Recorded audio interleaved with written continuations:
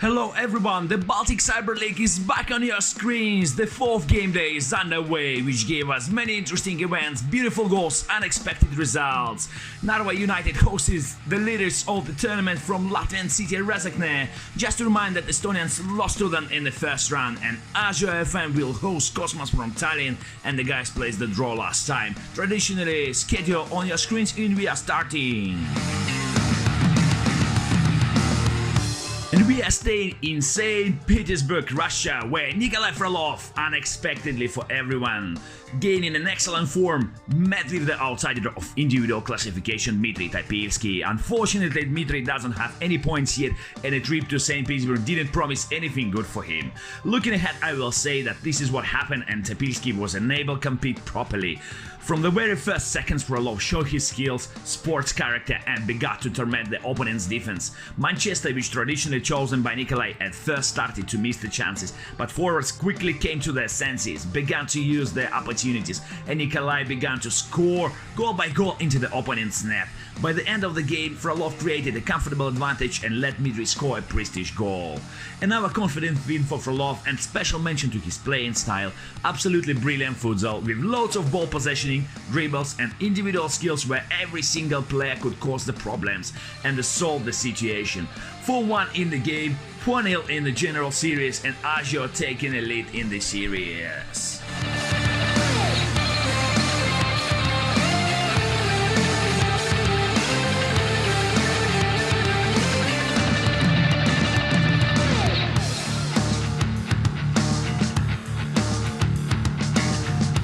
And we are moving to Narva, where the local guys Smelkov and Midriff only needed a win in order to join the fight for the prizes, and it would be nice to take a revenge for the defeat in Latvia as well.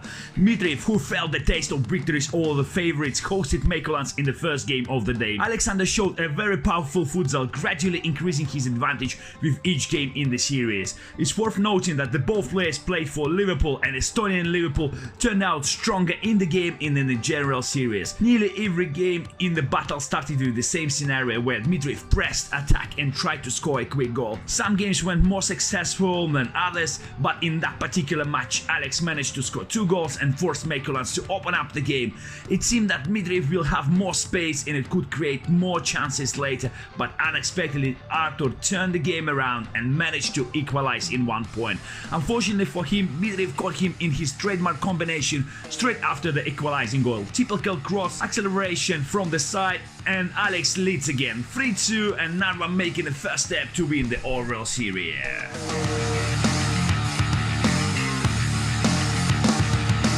Estonian-Latvian battle continues. Following Midriff, Smelkov entered the pitch, changing his partner, but the opponent remained unchanged. Mykolaids still loyal to Liverpool, and Valery decided to choose PSG. Apparently he likes their playing style. A duel of equal rivals was ahead of us. Let us remind that Mykolaids was better in Latvia, having won several games in the last seconds. We present to your attention the second game of the guys. PSG were a little more active in the first half of the game, deservedly leading the score. Smelkov tried to play more creatively. He really needed a victory, but Mykolaids turned out to be ready for the onslaught. The defense played practically without mistakes, and in counterattacks it was possibility to create sharpness in front of the goal, and once he managed to score a goal. 1-1. Draw on the scoreboard, and Smelkov have to start everything again. He desperately needed goals. Valery changed tactics, put everyone forward and started to play even more offensively. Bappe and Neymar tried to create chances individually, partners supporting them with the passes, and finally it started to work out. PSG managed to score twice, and I think began to feel overconfident when he had a good advantage. It seemed like game is over, but disastrous last minute and a bit of luck turned game around in just 20 seconds. Mykolaids used his chances and equalized the score. Game went to the extra time where nobody managed to score, and penalty shootout were expected. Smelkov paid for his mistakes at the end of the game and possibly lost his confidence, but he didn't convert any of his penalties into goals, and Mykolaids took the win and managed to save the draw in the overall series.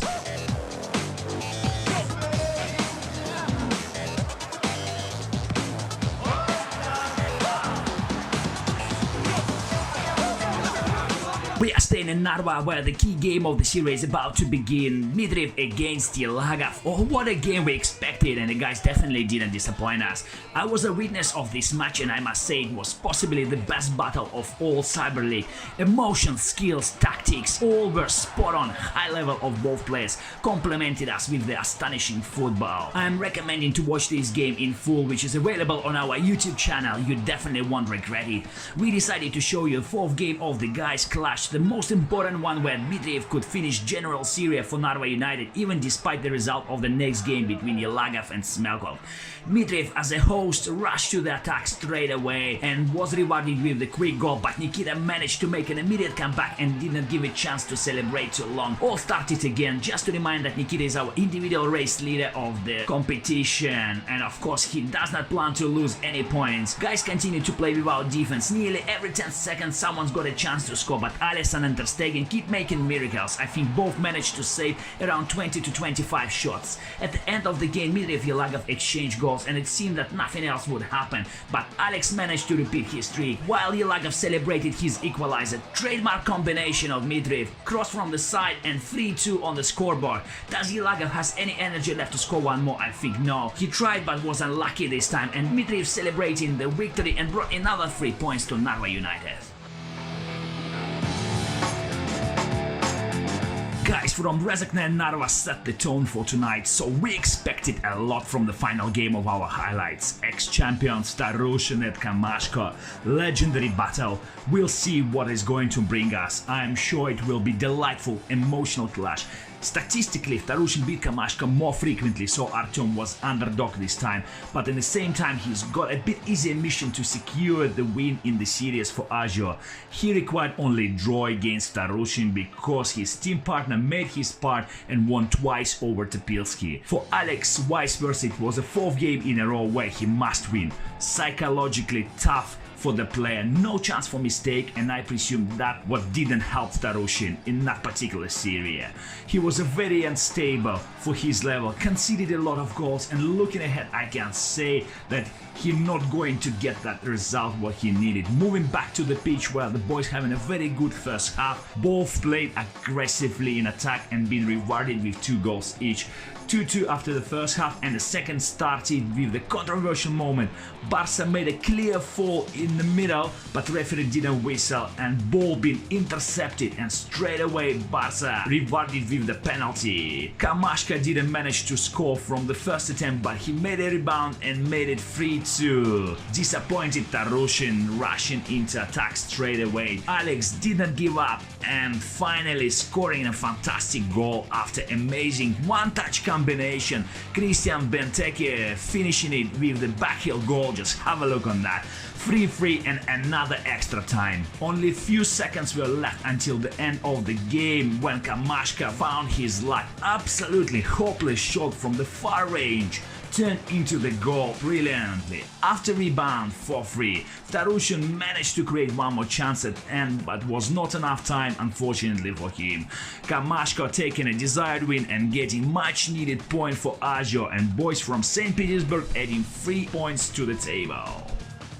Traditionally league standings on your screen, we should definitely mention Nikolai Frolov, who is already league champion in individual race, 30 points in 12 games. Absolutely brilliant performance from Nikolai. In the club standings, Azure FM on the first position, but they have played 5 games and Rezekne 4 games, so we'll see what the last 2 games will bring us.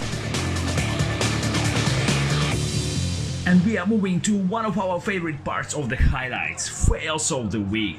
Which weekend didn't bring us a lot of them, but you can enjoy some own goals, missed chances, funny combination, misunderstandings and referee mistakes. Some episodes just making us laugh, some of them killing nerves of the players, but it's all part of futsal which we should accept and enjoy.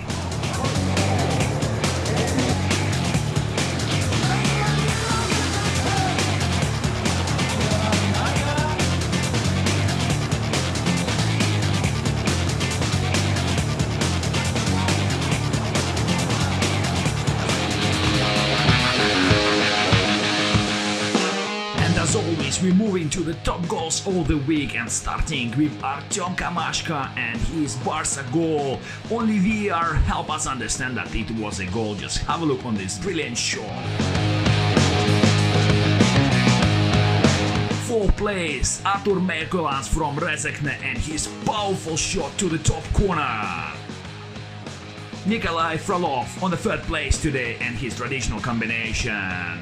Looking like a beach soccer chip and a volley shot from a middle range in the corner. Second place goes to Alexander Starushin and his Crystal Palace. Wilfried Zaha perfectly jumped out from the back and made an amazing header. First place goes to Alexander Starushin. He possibly lost the chances to win the individual race, but he's still scoring amazing goals. Just have a look on this one-touch combination and Christian Benteke backheel goal. Absolutely brilliant from Alex.